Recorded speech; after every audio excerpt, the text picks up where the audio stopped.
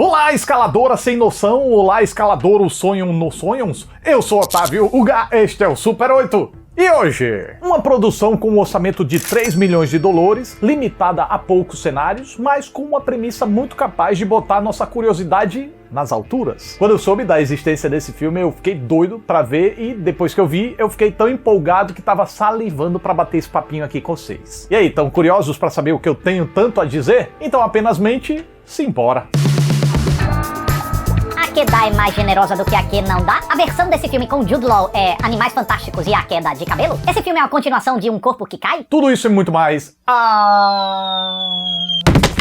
Agora, para superar um trauma, duas jovens escaladoras decidem subir no topo de uma antena de TV abandonada no meio do deserto. Mas algo dá errado e as duas ficam isoladas nas alturas e vão precisar usar toda a criatividade para sobreviver até alguma ajuda milagrosa aparecer. Olha, se tem uma atividade que me dá raiva é essa de escalar as coisas sem muita proteção, sabe como é? Eu falo desses escaladores de superfícies improváveis com mínimo de aparatos de proteção e principalmente aqueles que se filmam fazendo estripulias em estruturas altíssimas. Pra quê? Pra caçar likes nas internet através da pouco se fuder que eles têm com a própria vida. Isso incomoda a mim e eu sei que incomoda muitos de vocês também, porque quando a gente vê uma presepada dessa, nossa mente grita: desce daí, pessoa, tu vai se estabacar. Agora, na ficção, por outro lado, esse tema tanto me fascina que eu tava muito ansioso para assistir A Queda. Mas isso não quer dizer que a rejeição que a gente naturalmente tem com esse tipo de atividade na vida real não se transfira para a experiência ao ver esse filme. Pelo menos comigo se transferiu e eu tenho certeza de que o mesmo vai acontecer com boa parte de vocês. É porque bate aquele pensamento de: pra quê? Pra que o povo tá fazendo isso? Aquieta o facho em casa, não tem o que fazer não, vai assistir uma streaming da vida. Quais são as chances que se trepar numa antena abandonada gigante tem de dar certo? Então é normal que esses pensamentos apareçam na nossa mente quando a premissa se instaura. Porém, presumo eu que um dos fatores que separam quem gosta desse filme de quem não gosta seja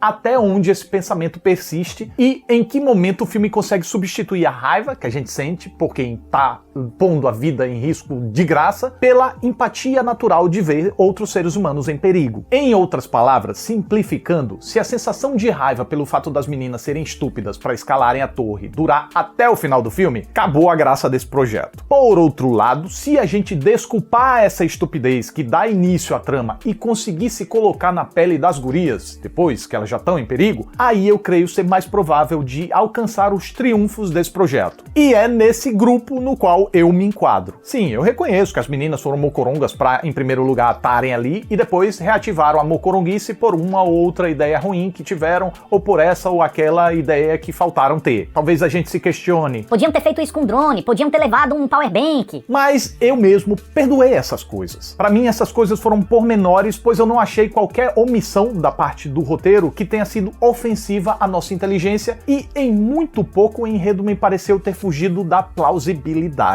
Eu costumo dizer que a gente tem uma tendência a não gostar de acompanhar personagens burros, porque em filmes de sobrevivência, assim, os personagens são nossos representantes em tela e ninguém gosta de ser representado por alguém burro. Quer dizer, tem quem faça isso, mas desde que não perceba a burrice. Mas enfim, aqui nesse caso eu não vejo as meninas como personagens burras. A meu ver, elas apenas foram imprudentes e cometeram burrices isoladas. E depois que a premissa se inicia, elas compensam muito bem as decisões infelizes com muitos truques que vão tirando da cartola ao longo de toda a narrativa. Ponto pro roteiro que não deixou faltar artifícios para as protagonistas tentarem e explorou as possibilidades da temática até o limite que podia ir sem se destrambelhar para fora da verossimilhança. Desta forma, as personagens tentam o que a gente consegue intuir e vão além com outras várias artimanhas bem menos óbvias, algumas das quais requerem bastante risco, ousadia e mérito das duas personagens, vale dizer. O que revela uma divisão de tarefas muito satisfatória e que me surpreendeu porque eu achei que não ia acontecer, tá? É que inicialmente o roteiro apresenta a loirinha coadjuvante como a destemida e a protagonista como a traumatizada e temerosa. O que até aí, enquanto tá introduzindo, tudo jóia. Essa distinção é até útil pro espectador que não tem tanto apreço por altura poder desenvolver uma identificação por uma das personagens. E é bem-vindo que seja com a protagonista, né? Porém, depois que a problemática se estabelece, o negócio negócio vai se desenvolvendo e só a coadjuvante corajosa passa a buscar soluções ativamente, e aí eu temi que o roteiro fosse relegar a protagonista à reação apenas, não fazendo por merecer o protagonismo que foi aplicado a ela. E aí eu fui positivamente surpreendido quando a moça foi mostrando por que estava à frente da narrativa, gradativamente superando traumas e temores e passando a agir e não mais apenas a reagir. Mais um ponto do roteiro que dessa vez escancara a atenção dos dois autores. E ainda bem que o roteiro conseguiu apresentar esses triunfos que eu mencionei, pois num filme que propõe uma circunstância tão simples, o texto precisa ser realmente muito inventivo e cuidadoso para merecer a realização do filme. E é ainda mais difícil quando a problemática é mais pé no chão e plausível como essa, porque o espectador compreende por natureza muito bem o entorno dessa problemática, quanto a problemas e soluções. E se o roteiro não extrair bem as possibilidades que isso proporciona, a gente vai perceber que tem alguma coisa faltando sem dificuldade e vai se incomodar. Por outro lado, se o roteiro começa a se deslumbrar com muita mentirada, a gente também vai notar no instalar de dedos e também vai se incomodar. Então o texto tem que se fazer valer, mostrar sua identidade e fazer o seu show num espacinho desse tamanho, tal qual é o disco no qual os protagonistas se encontram no topo daquela antena e não permite que elas façam muita coisa. Isso requer dos roteiristas muita sensibilidade para captar as oportunidades, muita criatividade para trabalhar no preenchimento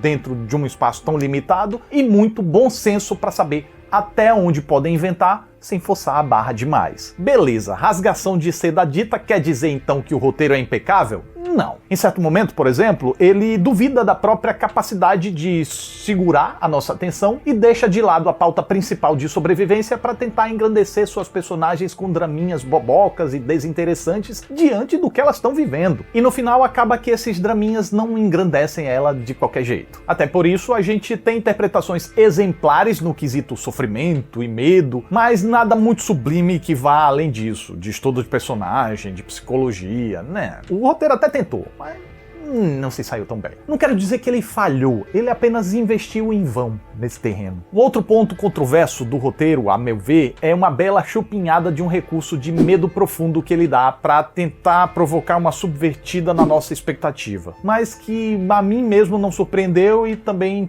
não fez diferença. Eu imagino que isso deva dividir o público. Metade deve curtir e a outra metade deve achar desnecessário, como eu. Tampouco eu vou dizer que o desenrolar dos fatos é sempre muito realista, naturalista e nunca desafia a nossa suspensão da descrença. Tem uma outra exageradinha para as coisas poderem acontecer, como escadas caindo em massa, como se trechos não fossem independentes, como a corda que muda de tamanho de acordo com a necessidade do texto, e ainda há um abuso de falta de sorte. A Lady Murphy estava solta e assombrando as moças aqui, porque tudo que pode dar errado, dá errado. É uma bola fora atrás da outra e essa comunhão de reveses pode fazer com que a percepção de realismo do espectador seja um pouco fissurada. Mas, já que eu caí bastante agora pro lado mais crítico, também vamos dar uma segurada porque não passam de fissuras. Pelo menos é o que eu acredito. E se por um lado parece improvável que as jovas consigam resistir a uma sequência de infortúnios tão grande, por outro isso evita que o filme caia no marasmo. Afinal de contas, tem sempre alguma coisa acontecendo fazendo de fato a trama avançar com participação ativa das duas personagens. Ou seja, elas não estão ali só vendo o tempo passar, elas estão tentando, movendo a catraca de tentativa e erro o tempo todo. E num filme de entretenimento, isso é muito bem-vindo. Joia! Tudo isso diz respeito ao conteúdo, que não é nada muito além de uma história de sobrevivência num local desafiador e isolado, tal qual a gente já viu inúmeras vezes no mar, na neve, no deserto,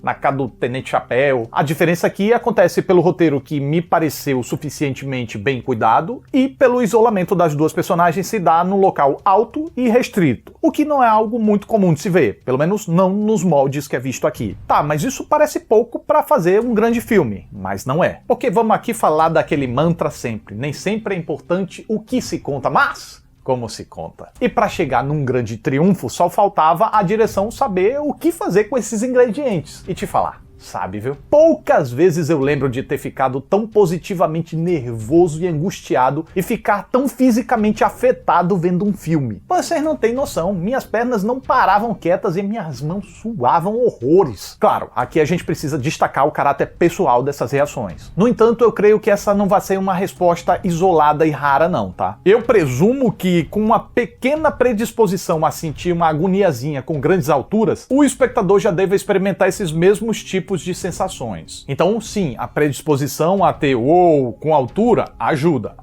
Mas não apenas isso, não. E aí a gente volta para a direção. Scott Mann sabe a carta trunfo que tem nas mãos e parece dedicado a torturar o espectador desde antes das moças começarem a subir, exaltando com brilhantismo a altura colossal da torre, passando pelo processo de subida, e aí ele aproveita para frisar o olhar da câmera no ferro enferrujado, tremelicando e em emendas e parafusos frouxos prestes a sair, ou saindo, com um design de som de ferro batendo, de arranhando, de dobrando, sei lá, que barulho é aquele, com o vento assoprando e se tornando gradativamente dominante, o que isola gradativamente as personagens. E apesar de ser uma subida conceitualmente monótona de tão reta, na prática isso leva a gente para qualquer lugar, menos para monotonia, já que a ideia de ferros frouxos e a quantidade de degraus potencializa a ideia de desgaste que uma escalada dessa pode gerar. Aí a gente soma a ideia de exaustão que a gente está percebendo na tela, com a mão suada que a gente está tendo aqui. Imagina como deve estar suada a mão daquelas meninas. E minha nossa, a iminência de queda é uma coisa tenebrildes. Além disso, quando a gente pensa que já entendeu a dinâmica da subida, eis que a narrativa atiça a gente mais um cadinho com percalços ainda mais desafiadores. Primeiro vem um contato com a superfície que dá fim à primeira etapa. Depois a escalada livre sem os ferros de proteção ao redor. Que, convenhamos, não ajuda tanto assim, mas dá uma sensação maior de segurança, né? Tem alguma coisa em volta de você. Depois, com as parabólicas que elas precisam contornar pelo lado. Depois, o último esforço para chegar na plataforma final. E após tudo isso, com as duas isoladas naquele pequeno disco, sem parapeito, com apenas um ferro no meio onde elas podem se segurar, uma das personagens ainda é uma daquelas que adoram desafiar a gravidade. E aí, para dar uma atiçada também naquela raiva que a gente também tem predisposição. Olha, só de lembrar já tô suando a mão de novo. E se essa experiência de medo foi tão visceral da minha parte, foi porque eu acreditei muito no que eu estava vendo quando a câmera apontava de cima para baixo, de baixo para cima, de lado, de perto, de longe. E para eu acreditar, eu creio que merecem destaque os excepcionais trabalhos de produção de arte e efeitos visuais. Até porque eu não sei onde acaba um e começa o outro. Não é perfeito. Se a gente ficar procurando falhas, vai notar certos recortes mais perceptíveis no chroma key. Mas se não ficar caçando problemas, se realmente se deixar levar pela experiência, a percepção da ambientação vai ser excepcional. Principalmente se levando em conta a dificuldade do que precisava ser retratado no cenário em que foi filmado e pela grana que a produção dispunha. Bom, diante de tudo isso, essa minha análise parece muito emocionada, né? Porque ela é. Olhando friamente, eu reconheço que A Queda não é esse grande filme que eu tô fazendo parecer. Mas, analisando emocionalmente, eu não posso ser injusto com o filme e negar que ele foi certeiro ao me proporcionar tudo aquilo que ele almejava. E o que foi isso? Muita aflição e tensão, sendo preciso ao despertar até uma acrofobia que eu nem sabia que eu tinha. E essa é minha reação enquanto eu assistia ao filme. Então é isso, mais um Super 8 tá chegando ao final. Eu fico muito grato pela atenção de vocês. Muito obrigado, até a próxima aí. Tchau!